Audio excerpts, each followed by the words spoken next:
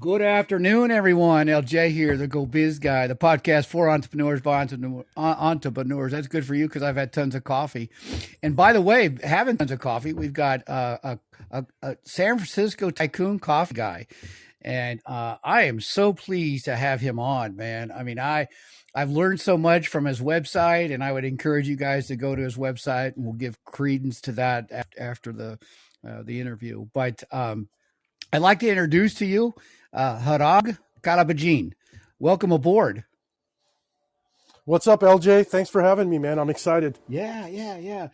So, your father and you have a generational thing, and I really liked your blog because I learned a lot about Armenia and coffee and how it was tied to Paris and all that other stuff. So, give me a little bit of background of the heritage that you guys had, and don't go back too far to Paris, but in the 1600s. but explain to me a little bit about your family and kind of your upbringing. Yeah, so my grandfather had a bakery in Lebanon in the 30s, and as a way to entice customers to the shop, he would make Armenian coffee. And so my dad was obviously involved. It's kind of like, a family thing. And when he was 12, he pulled him out of school so he could help with the business. And my dad's job was to roast the coffee. So you can imagine in the 40s and 50s, there's no Costco to run to go get a bag of coffee. You actually had to roast it yourself. So they would get coffees from Brazil or Colombia, and then you would roast it in like a wok, like a big pan over a fire. That's kind of what my dad did. A wok. And then, yeah, exactly. I mean, it's basically just like toasting it. And so that was my dad's first experience. He has a funny story where he burned himself one time doing it. And my grandfather told him, "Oh, that's okay. Now you've got the roasting blood in you. Now that you burned yourself." Yeah, it's part of your DNA now. Actually, yeah, it's literally a part of you now. And we actually have that quote on the side of our coffee bags because it's a very important quote, I think, by my grandfather. So fast forward, my father emigrates to the United States in the 70s, and he picks up a job as a draftsman, so a commercial draftsman with paper, pencil, and all that kind of stuff. And he does that for a few years, but then he gets laid off.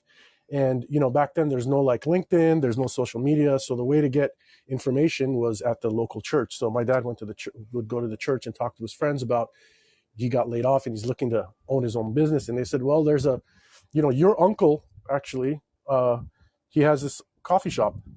It's called House of Coffee.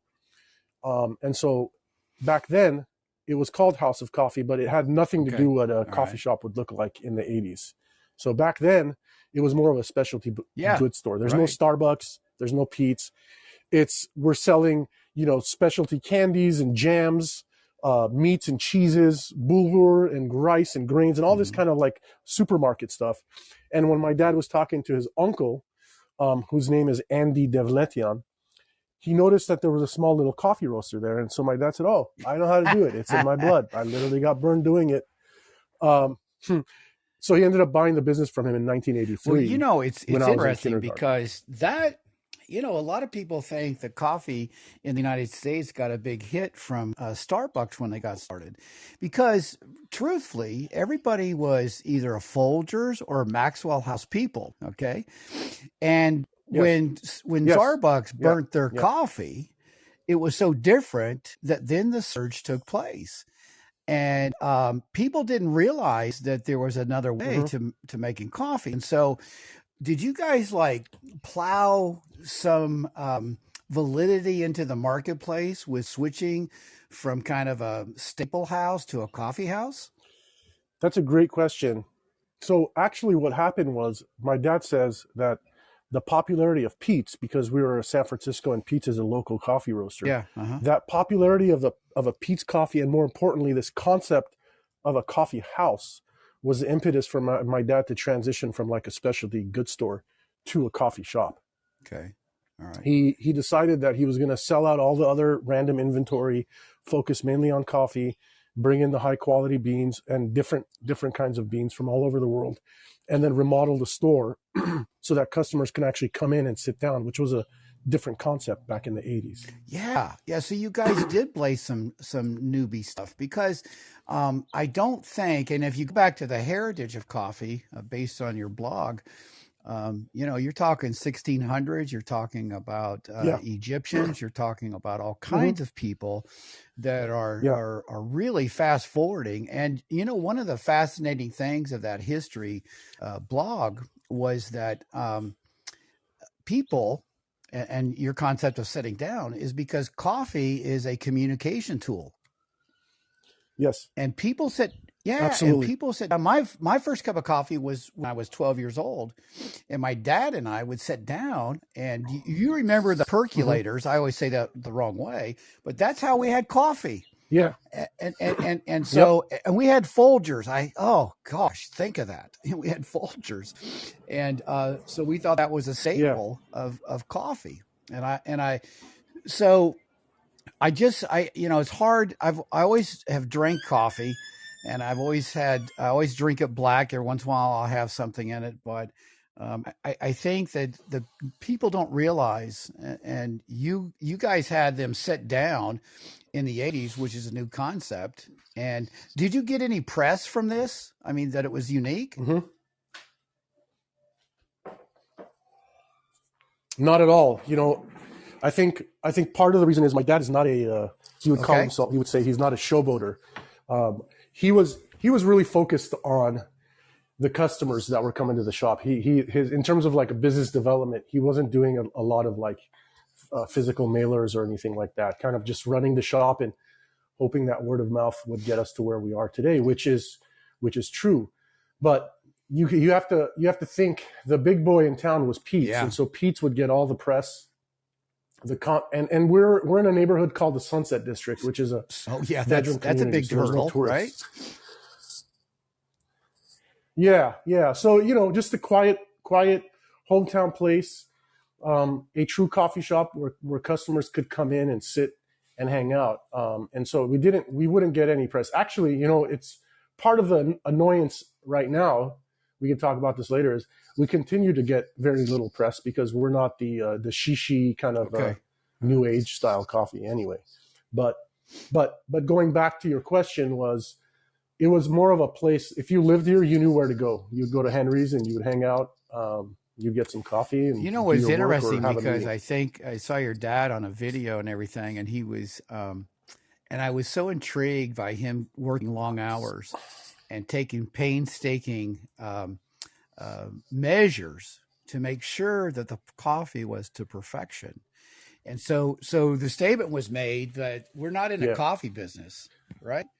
And I think yeah, having yep. people, I think sometimes being an entrepreneur, I think they have to go to social media, and they think that. And back in the day, you guys didn't have social media. I mean, the internet wasn't even available then, right? And so I think that actually Right. the word of mouth is probably king today. And I think once somebody goes into your store, I wish I lived Yes. close by. I being from Ventura, I would have almost made a drive to you guys because I am just a coffee connoisseur. I owned a coffee online business and everything there for a while, so I got to do some cupping and I got to have a taste. And so Hmm. I think it's important that being an entrepreneur, you understand that quality and um, I guess quality and rapport is the king. Okay, Uh-huh. and Uh-huh. it seems like you and your dad are very personable people, and I get the culture from you and your dad on the videos. I mean, it just rocks. Hmm. Yeah. Thank you. Thank you. And to answer your question, I mean that's kind of like the transition of the business or the next wave is when I joined because I was having very similar thoughts of this coffee shop in the middle of nowhere, had fantastic product, really, really high quality customers that loved us. And I was thinking, how do I grow that in an online presence? Because I didn't want to open Right. up more stores. It's a whole other beast. And so that's kind of where I came in to try to grow the business on an e-commerce site, kind of like what you were doing.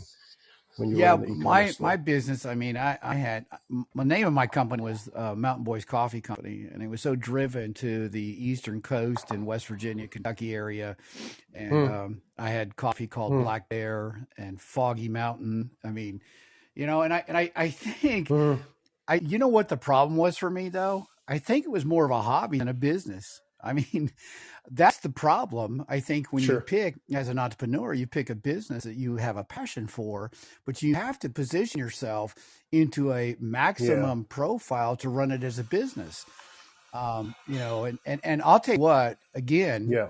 Harag, your site rocks. You know what you're doing because I Thank used to be you. in the web development business for some people, and I do business consulting and a lot of other stuff. But because if you were to, Hmm. if you, I know you have an MBA, but if you were to ask me, I've got 3 years of college and I have an MBA in experience. Okay, Yeah.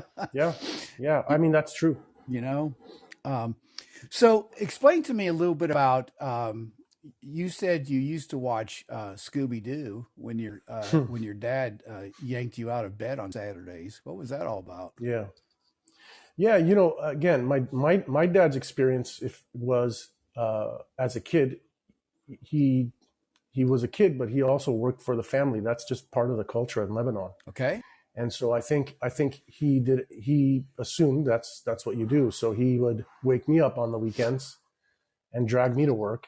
And I, like you said, I wanted to watch Scooby Doo and He Man, and I hated coming into work. It was cold, it was boring. My job was just literally filling bags of coffee.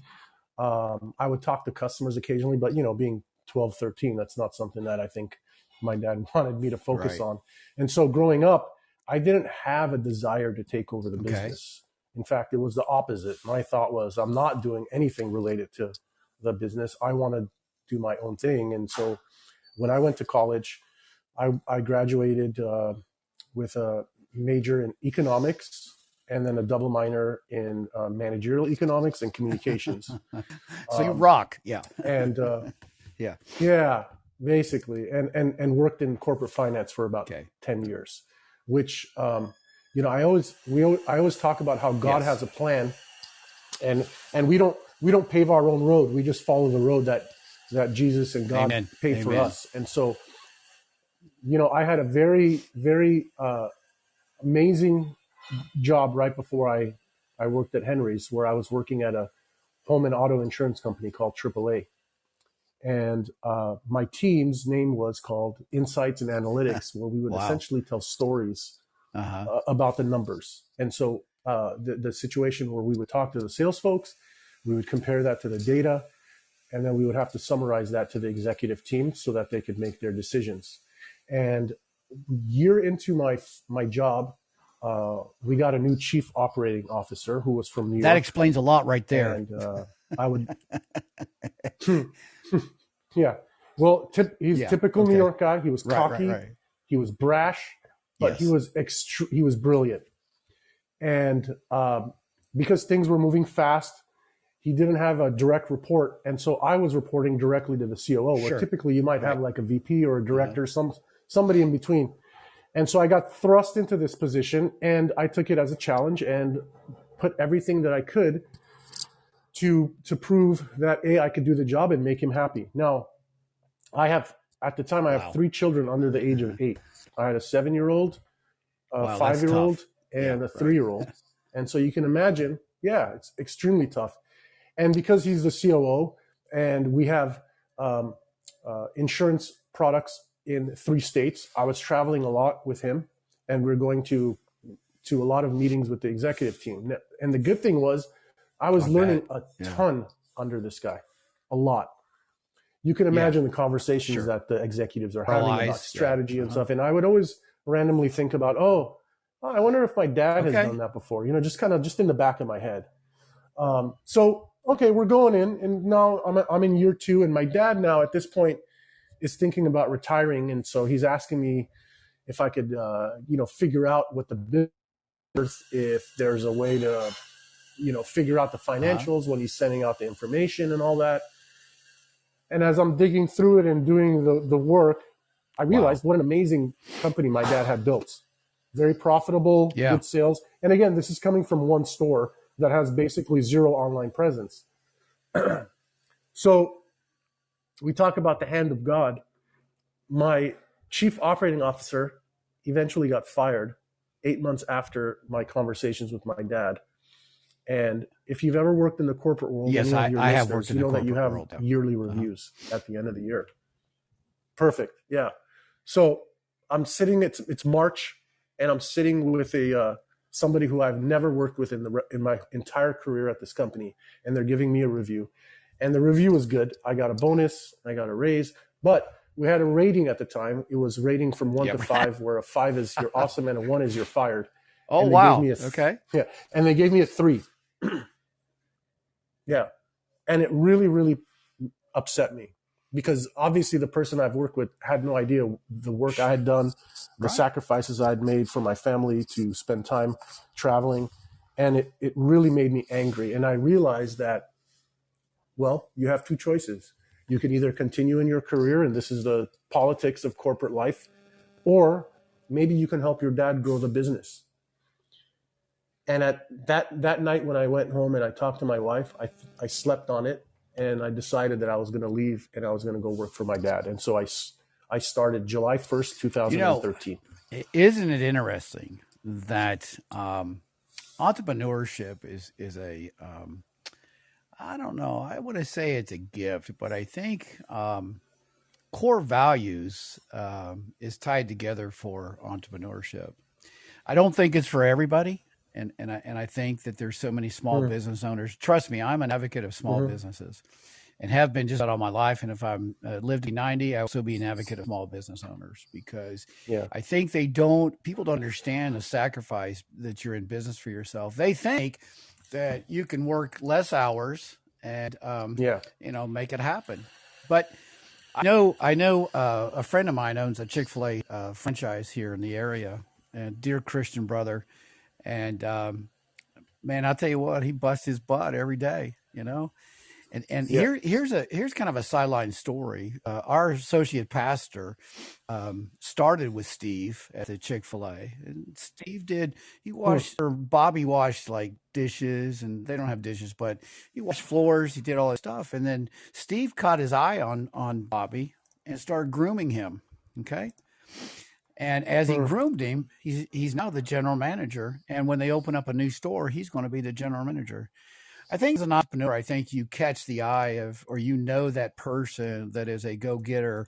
And I think also Chick-fil-A and some other people treat their employees with respect and help them. Yes. I had a consulting business, and if I talk too much, you can tell me to shut up. But I had a consulting business. I had 5 consultants.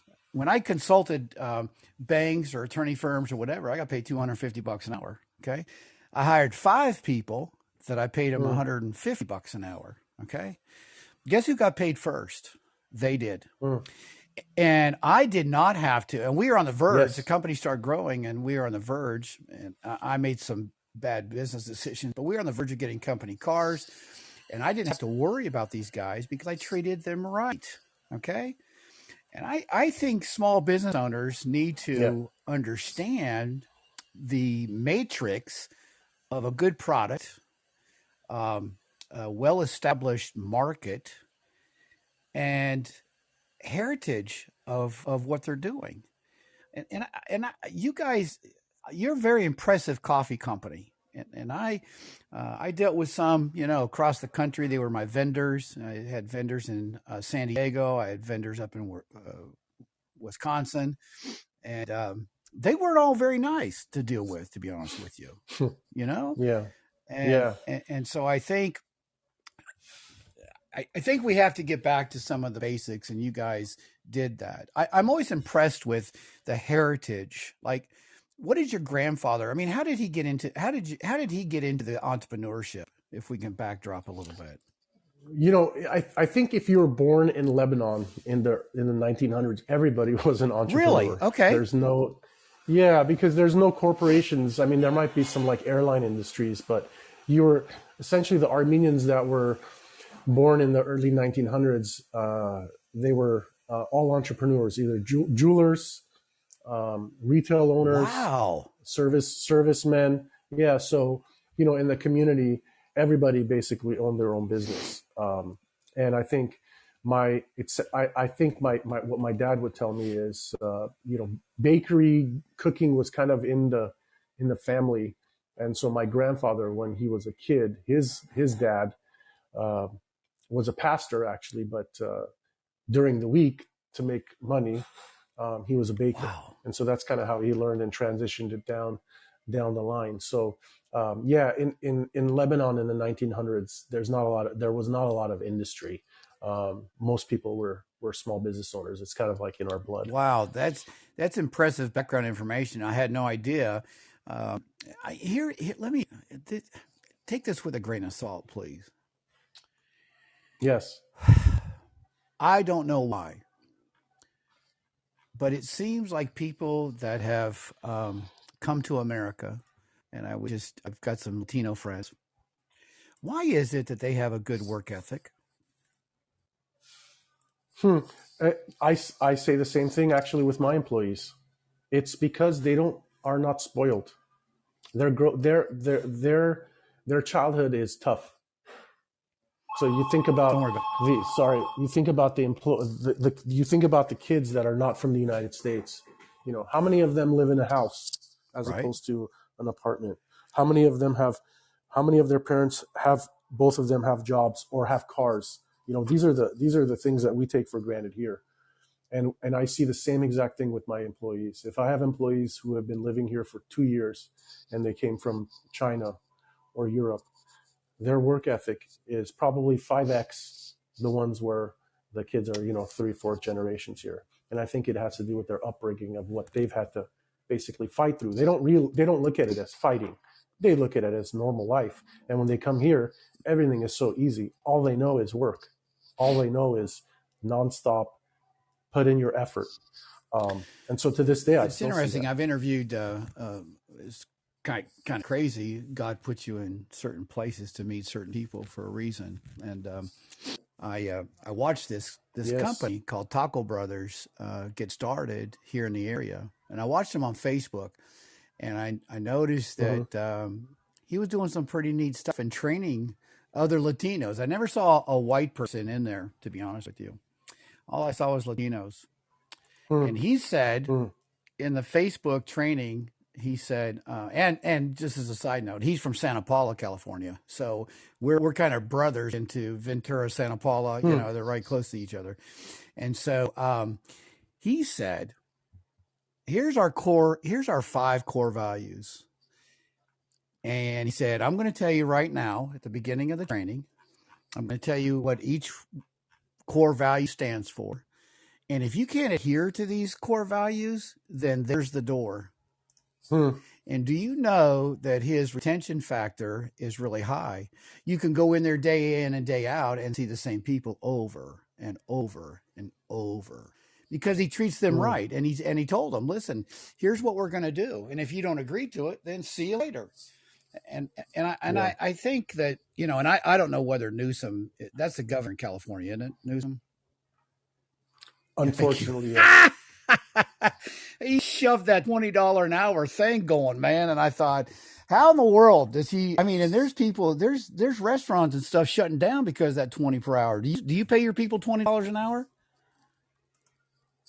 Well, we're in a unique situation where we're in the epicenter of craziness, being in San Francisco. So our minimum wage has been Okay, high for a long time. Right now, it's okay, $18.07 in San Francisco, whereas like in the county next door, it's probably like okay, all $16. right, So we've always been high. Unfortunately, we're not a franchise, okay, or we're all not right. hit with the $20, but the minimum wage, or they used to call it the living wage.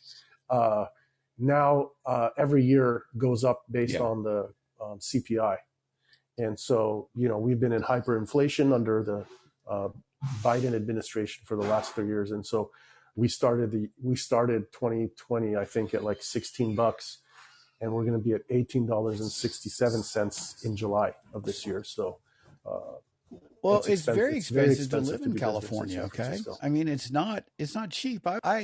Yes. My house that we bought in Ventura, we lived in a middle class income, and I forget what year it was, but I graduated in '74, just to give you an idea of my age.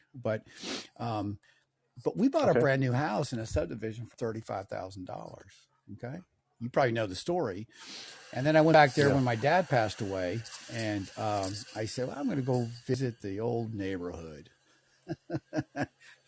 And I stayed out there. I rented a Mm-hmm. car. I stayed out front. This guy comes running over. He said, "Can I help you?" I said, "Yeah, it's the house I grew up in." I said, I mean, I'd like to go in it, but I'm not going to ask you." I said, "Just any idea of like what the house is valued?" And he said, Mm-hmm. "Well, we paid $450,000 for that house, and it was a small house. You know, it wasn't large." Mm-hmm. And so, yes, California has really Yeah. inflated Yeah. everything, and so many people are moving out of California. But I guess here's my point: in San Francisco alone, I bet you the Yeah. per capita income is quite high. Okay, and I would also say that job stability is pretty high, right? Yeah. Okay, so you guys having the uppity coffee, I mean, I think you guys probably get coffee customers from all over, right? We do. Yeah. Yes. Um, Now the cafe itself gets customers from like a 5 mile Okay. radius. But when it comes to our online Oh yeah. business, we sell all over the U.S., Canada, and to Yes. France, and the UK. So yeah, we do get it all over the world. And to your point, when we're advertising and we're advertising all over the US, we get comments on some of our ads that, a pound of coffee on our website is $19 because they're getting it for $8 in Right. Kentucky, Right. which I get. I understand that. But yeah, everything here is expensive because the cost of living is expensive and labor But is you know, I expensive. I sampled your sampler, okay, and I I Mm-hmm. didn't think it was expensive, and I'm of the mind, maybe I'm a minority, but I just think that you pay for quality stuff. Now I like some of I like Starbucks French roast. Yeah. I'm a big French roast guy. I even took the test that you had online, and I think I'm Hmm. Henry's Okay. Dark and Nutty. That's who I am. Okay. Yeah. Yeah. Yeah. Yeah. And I suggest Yeah. everybody Yeah. go to your Yep. website to just focus in on your knowledge of coffee because it's such an educational process. I think everybody just thinks, I'll go down to this little coffee shop and get me a good cup of coffee. Well, I tried to sell my coffee into some coffee shops, Yeah. and to be honest with you, it was really rough. It was easier for me to sell online than it was for me Yes. to go in and try to capture some business. I mean, it was, Mm-hmm. Mm-hmm. and Mm-hmm. I know a lot of the vendors, the coffee, houses, do their own coffee and everything, and it's it. So Yeah. getting back to how you get your coffee and the origin thereof. Okay, Yeah. so I know that can be kind of complicated because do you do micro purchasing of do you just do macro? Um, Yeah. I think it really depends on the coffee itself. So yes, we do a combination of okay, both. An example would be a micro batch would be a coffee from Jamaica of all places. It's when you think of Jamaica, you think of yeah, vacation, right. beaches, but No, yeah, they have a mountain. It's called Blue I Mountain, know. I and sold Blue Mountain you've Coffee. had Yeah, it I before. sold it. Okay, Yeah, great. Yeah. So it's $150 a yes, pound. right. So it's expensive. So that would be an example of a micro roast. Um, and then we also grabbed some coffees from Costa Rica and Colombia, which are one of the larger producers. But again, within that, you might have some micro lots that are producing some delicious coffee that we're able to grab. So it really depends on what I think 80% of my customers are going to enjoy, like the 80-20 rule, because there's so much to choose from, and we have a very diverse group of customers, but 80% of them enjoy what I call coffee that tastes like coffee, which I is love that. Yeah. which is it's a dark, meaning it tastes Hmm. chocolatey, it tastes like cocoa, a lot of nutty flavors. You're not going to get what you might see in some of the newer age coffee roasters, like strawberries and berries and all this kind of like sour flavor No, notes. right. That's not Yeah. our focus. So So when I'm thinking about picking up some beans with my supplier, with my importer, we have a very good relationship. I mean, we've been with them for 40 years. They kind of know what Okay. we like. And so they'll send us the samples. We'll do a cupping, kind of like you mentioned. And I will pick what I think is the most coffee-like coffee that we can then roast and sell to our customers. So, So so, that's basically where we get it so from. your dad said that he took scrupious notes. Okay. And I had a friend of mine that had he roasted in house, and he kept Yeah, notes and everything. And it wasn't yeah, computer, it yeah, was handwritten. Okay. yeah. So that Yes, he had the yes, knowledge inside and writing and listening to the notes. People don't realize that coffee is almost like wine. I mean, it has a lot of notes to it, yes. and if you understand those notes, then you become a better consumer of that product. So do That's you right. take the data from I'm sure you do because you're analytic. But you take the data from your cells and say, okay, the trend is French roast and the is Armenian coffee, and then you do your purchasing around that. Hmm. Yeah, absolutely. I mean, I'm a data Yeah, guy, right. so I love data. My dad was a data guy too, but he just wasn't comfortable with computers. So he does this the old school Yeah. way, but it's basically the same thing.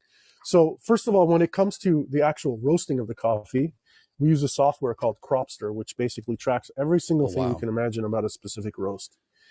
And then we send that over to our online, our e-commerce store, so that if a customer ever were to ever make a purchase and have a question about it, maybe it didn't taste good to them, I can always track it back to that specific roast, take a look at it, see if we made any mistakes, where it came from, who roasted it, all that kind of stuff, so that we can make sure that we're roasting it accordingly. But then from a product perspective, it's all about the data, and because it's e-commerce, everything is already available for you. You just got to go and find it, so to speak. So yeah, like our top 5 products, the number one product we sell is called Bella Finca, which is a I dark tasted roast that blend in that the my dad sampler, I created think. Yes. 25 Yeah. years ago. Yeah, yes, that's in there. Number 2 is Hmm. French roast. This is your favorite.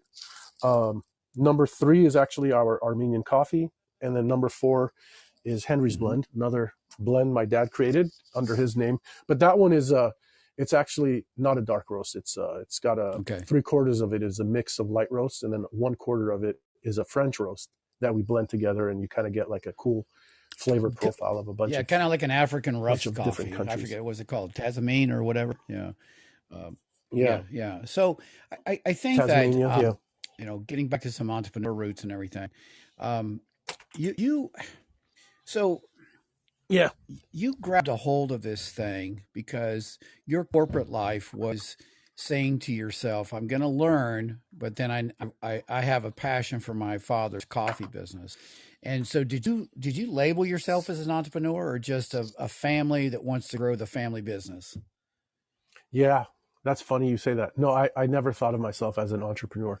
I thought of myself as my father's son that would help my dad grow the business. I never even used the word takeover. I never even used the words owner, because part of it is culture. It's like Yes. disrespectful, like it's your dad. Yeah. But the other part of me was the humble, being humble, which is part of being a Christian, Yes. and that comes with being humble, of willing to learn, willing to Yes. make mistakes and be okay with them, and not thinking that you're the bee's knees. And so that was my thought process. I have a really interesting story, Okay. LJ, if you Yeah. like. I don't want to No, no, ramble no. on, Go but ahead. I ramble. it's okay. Great.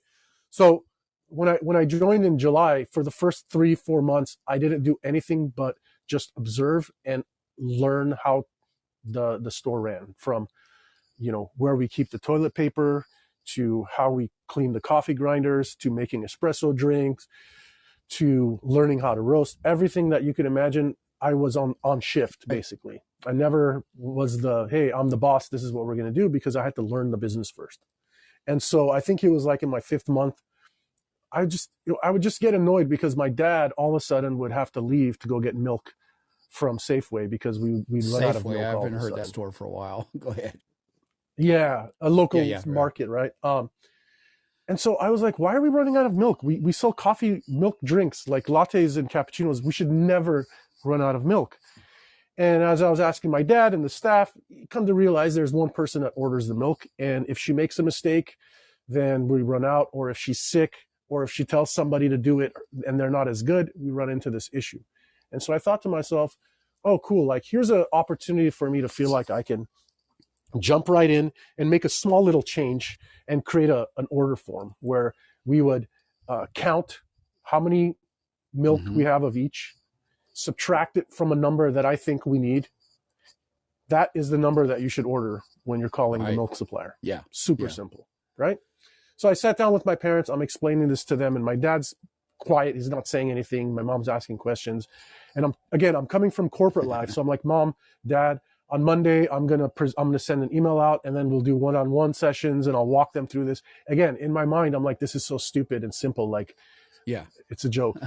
And then I turned to my dad. I was like, so Dad, I've been talking for like 15 minutes. You haven't said anything. Do you have any questions or anything? And in Armenian, he said, I don't know. I feel like everything's being taken from me. Wow. Yeah. It was like a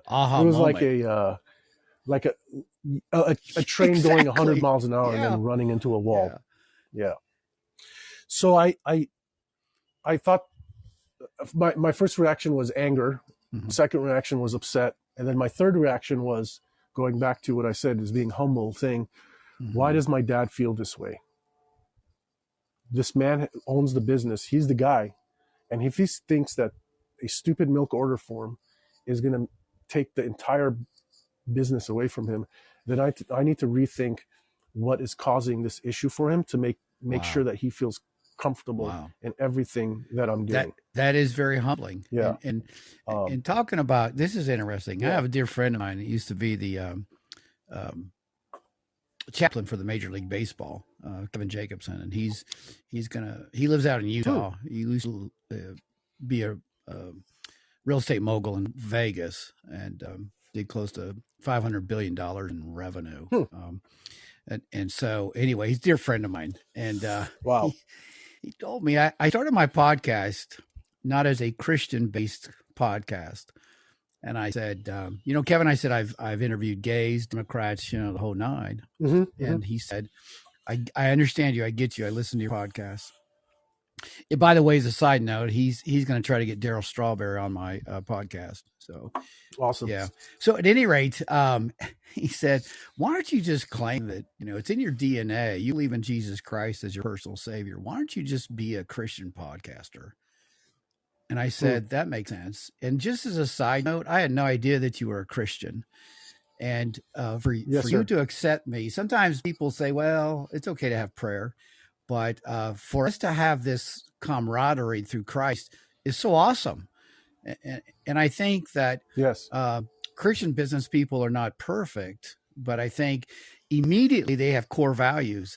I even got the sense that you guys were so good through those videos. I mean, together when you talked and everything. And so I think that's important that people understand that. And I'm very open when it comes to Christ, and I just think that sometimes I don't cause upheaval, but sometimes I go against the grain just to stand up for Christ, and amen. We are not perfect, and that's a core belief, right? That's a core belief of Christianity, and I think that drives a lot of what we do in our lives, whether it's work or not work or family. And I think when I had that conversation with my dad, I was thinking I was perfect. I thought this product was perfect, and it was a reality. Like, as a Christian, we are not perfect, and I need God to guide me in whatever it is that I'm doing. And as angry as I was at that moment, I realized back when I look at my history, God is leading me through a path differently than what I thought. I thought I was going to change this. We were going to go full steam ahead. And God was saying, you're going to take a left turn, and it's going to be a slower path. This is the path that I've guided you on, and I'm in. 100%, because I know where he's driven me Harag, before. the faith element is really difficult. Okay.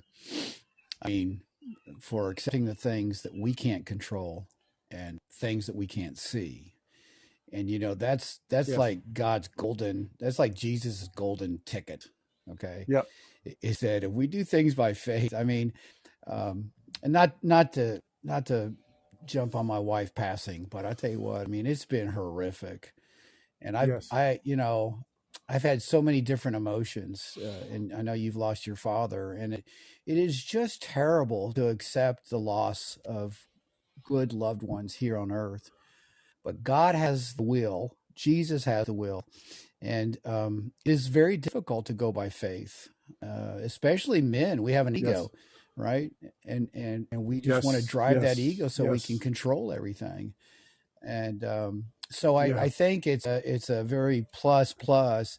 Most of the people that I've had on my podcast are dear Christian brothers, and Kevin. We both do martial arts. I was working on my third degree black belt when my wife passed away, Wow. and I'm not a young guy, but I just enjoy that. And so Kevin was gonna he see if there's some UFC fighters that are born again Christians that could get on my podcast. So it's pretty exciting. And so let me ask you something. A couple things. What I like to do is after we kind of wrap it up, maybe a little bit, or continue to talk. It doesn't matter. What suggestions would you give somebody that wants to be an entrepreneur? The first thing you got to really think about before you get into the exciting stuff is you got to come up with the what I call the elevator statement. So what that is you're in an elevator, you're going from the first floor to the 10th floor, you have about 25 seconds to tell somebody about your business. You got to get that dialed in. That is going to be your Northern Star for everything that you do. How you build your website, how you pick your colors, the fonts, the product you sell, the type of employees you hire. Everything is based on that 25-second statement. And it's extremely hard, but it takes time. And so when somebody's thinking that they have a great Right. idea where they want Right. to sell walnut cutting boards, that's great. You have that idea. Write down, think about, talk out loud what your 25-second elevator speech is going to be. And usually what you'll find is it has nothing to do with the product. What you'll find is it's a story. And the story is what sells, especially when you're selling online. And if you can get that dialed in, when you're having a conversation with a web developer, when you're having a conversation with a graphic designer, when you're talking about an ad agency, it all goes back to that 25-second story that you have in your head that you've nailed down. And that is the number one thing I tell entrepreneurs to work on first. Wow. That's, you know what? I mean, a lot of people will say, you need a good business plan, right? Yeah. Yeah. Yeah. But I Yeah. think I've really never used a business plan. Shame on me. But I think business plans sometimes in the corporate world or whatever, they're good to have, for management to look at and review and everything. But I think Yeah. you're spot on, because I think if you don't have a good story, what are you going to sell? And Yes. and Yeah. so let me ask you, what is your 25-second elevator speech? Yeah. I say I'm a third generation coffee roaster in San Francisco where we focus mainly on dark roasts that are very smooth and Okay. not bitter. All right. And then the second part would be that, tradition in our family is huge. I mentioned that I'm a third generation coffee roaster, but my culture is also important. I'm Armenian. We sell a product called Armenian coffee. And a lot of what we do is centered around our culture. And that's, I think, what is the Yes. differentiating value amongst others, because it's not about the coffee. And in fact, a lot of our advertising that we do, we don't really talk much about the coffee. We talk about the history. We talk about the relationship of me and my father. We talk about being Armenian. And when that customer knows that this person is not even talking about the coffee, they feel a lot more confident. It adds credibility. And it creates this relationship that you would get if you had a brick and mortar store on an online It's platform. interesting. I was in the advertising business for about 12 years, a subcontractor, traveled. I had the state of West Virginia, part of Pennsylvania, and Virginia, DC area. and I had a nugget of about 150, 1.5 million in sales. Okay. And so what was interesting is that I'd take him out to lunch, man. All right. And sometimes I take him out to golf. I mean, you know what? I'm not a schmoozer, okay, but I just enjoyed people, right? Yep. So we would spend an Yeah. hour talking about all Yeah. kinds of stuff rather than the product. You know what I'm saying? And next thing I know, man, Yeah. I follow up with them. I said, "You Yes. guys ready to do that $30,000 ad?" They said, "Sure." So I think a lot of salespeople, and even in the cold call scenario, man, they make mistakes. Okay, and I think if you start out with that, and I love the way you started out with that 25-second story, because I think all businesses are built around a story. So why would McDonald's, not talk about Ray Kroc, right? Why don't they Right. why don't they do more of that? Dave for Wendy's, I mean, he lost all that momentum and everything, and Yep. he didn't get a dime for his company, and so I Yeah. think you're spot on with that. And I think, what are some other things you would tell an entrepreneur?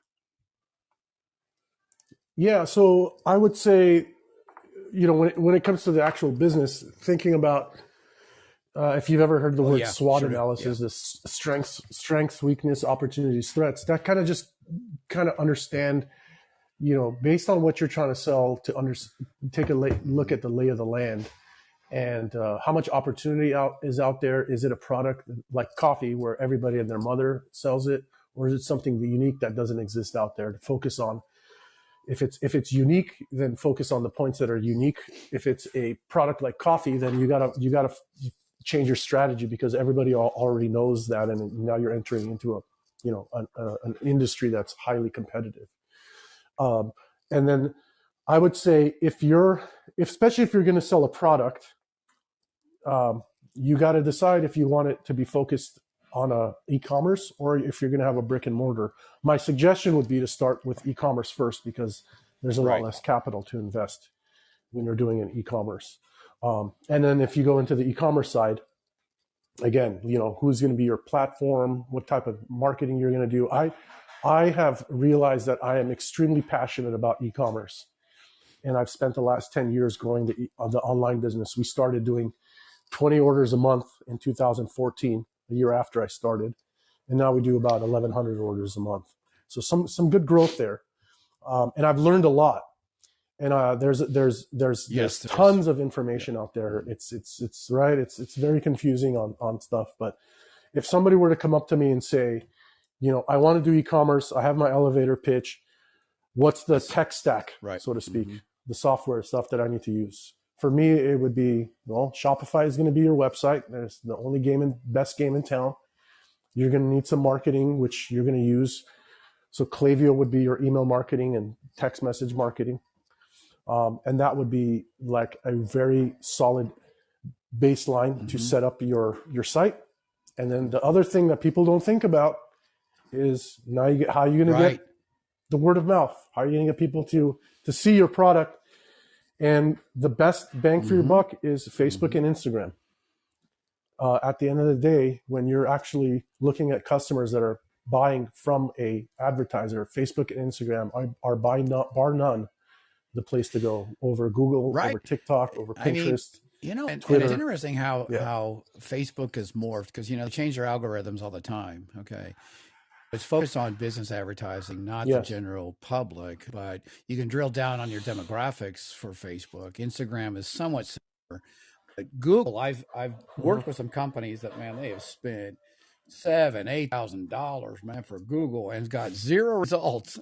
So, you just got to stop the nonsense and understand, what works best and everything. And so, but I think, Chamber of Commerce people, I mean, they're okay, but I don't think they help small business owners like they need to. I think that learning from, and it's interesting because I took a break from doing my podcast, and people download my podcast based on the curriculum. I have accountants, I've got, marketing people. And so, and my number one download has been my buddy, Kevin Jacobson, the chaplain for Major League Baseball. He's been number one download for, I don't know, 4 months now. And Wow. so, but I think, yeah, I think it's one of those things that you get all those tied together. But if you don't know how to tie those all together, you're going to chase a lot of big animals, and you're going to get Yeah, burnt. And that's the reason why I think the failure factor happens in small businesses. it's huge.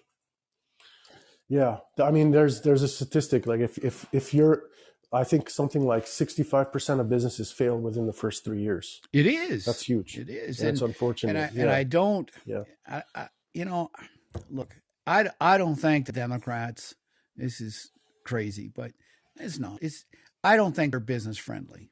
Okay, and I just think that they don't really care about businesses, small businesses. And I know Trump and everybody says, well, they're big business people, but I think they have a better understanding of small business people. And I'm to the point, Harag, that I almost don't want to vote anymore because Hmm. I feel a distance from everything in the fact that they can't deliver to small business owners. There's no see. Uh, I mean, yeah, Yeah, there's this what is the Small Business Administration you can join and stuff like that, and they say they do some lobbying work for you. I see stickers on windows and everything. But what has really happened to the small business owner? I mean, they're marketing, but I saw something on Facebook and kind of wrap it up here, but I saw something where when there is somebody starting a business in your neighborhood or whatever, you ought to throw a frickin' party for them. You ought to really let them know. And then when somebody has an yeah, anniversary, I mean, you know this, you do it up right, okay? yep, And just highlight as yeah, many yeah, things. And I think there's competition and business, but I think if you probably have I have a lot of friends that are competitor podcasters and all that other stuff. But I think it's doable, to share yeah, and yes, everything. So yeah. It is. It is. Look, at the end of the day, I think my dad would tell me, when you own your own business, at the end of the day, you have to rely on yourself. You have to, whatever, you're the parent in the room, and it all rolls up to you. The buck stops with you. So, it, you're not going to rely on the government. You're nope, not going to rely on other people. nope, You have to treat it like it's all on you. And that comes with a big burden, but that's part of owning a business. That's part of raising a family. When people have children, right. you are the father and you have the mother. It's your responsibility at the end of the day. So, that's the thought process that I have. Like, as angry as I get with the politicians and being in San Yeah, Francisco and the right. governor doing this, Yeah, right? right. Yeah, it Yeah, stinks, and I can sit here and I cry, know, but what good is it and it's going to not do? going to get me Right. anywhere. Yeah, exactly. So I'm just going to put my head down, and my old boss would say, "What's in my control is under control." So that's my thought Yeah, process. but here's something. I got led of I was a corporate trainer for a tele and data communications company, and I trained salespeople and that type of thing. And so I was going through a divorce, and uh, I ended up getting custody of my kids. And the day that I got custody of my kids, I was Mm, let go. Okay. And so I took them to a mm, Mexican restaurant. I said, I got good news and I got bad news. I said, I was let go. And I said, but I got custody of you today. So I'm a single parent. Okay. yeah. So here's what I did. Yep. I turned on a dime and started my consulting business. I was on unemployment for about Mm, 30 days. And then I developed an LLC. The next mm-hmm. thing I know, because of the relationships I had in the data and telecommunications business, I was able to say, listen, let me analyze your phone bill. Let me analyze your data stuff. And I can save you some money. And sure enough, man, things started rolling in, money started rolling in. And I never looked back. Yeah, because Great. I think that's what entrepreneurs Love do. it. They turn on a Yeah. dime, and you're in control of that stuff, and you Yes. and you pray, Lord, help me. I mean, guide me and direct me, because there's no other way. Yes. So, Yes. but Harag, listen, give Yes. the people a Yeah. shout on your website and tell them if you got any specials going on, and tell them what's going on. Give a shout out. Yeah. Listen, if you like coffee that tastes like coffee, and you want a nice, rich, dark roast that doesn't taste burnt, we have the only game in town is henryshouseofcoffee.com. And Bella Finca, like I mentioned, is our number one seller. We have a special right now. If you're a new customer, you can purchase the sampler pack that LJ mentioned for 50% off. It's $9 plus $6 shipping, and that'll give you our top 5 dark roasts. And again, if any of your followers have questions, they can always send us an email at info@henryshouseofcoffee.com or give us a call at. Awesome, man. It's been a pleasure to have you on this podcast and everything. And next week, we're going to have a female entrepreneur. She's done some tremendous things on Amazon and a few other things. She just bought a sauce, barbecue sauce company. And by the way, as a side note, I love to put coffee, Sumatra especially, on steaks. Okay. Oh yeah. And people don't understand, man. You can put coffee in a lot of stuff if you know how to use it. But I love your recipe on that. So thank you. It's pretty cool. Listen, have a blessed day and take care. And we will be in touch. Okay. Yes, sir. Thank you. Take care. Bye.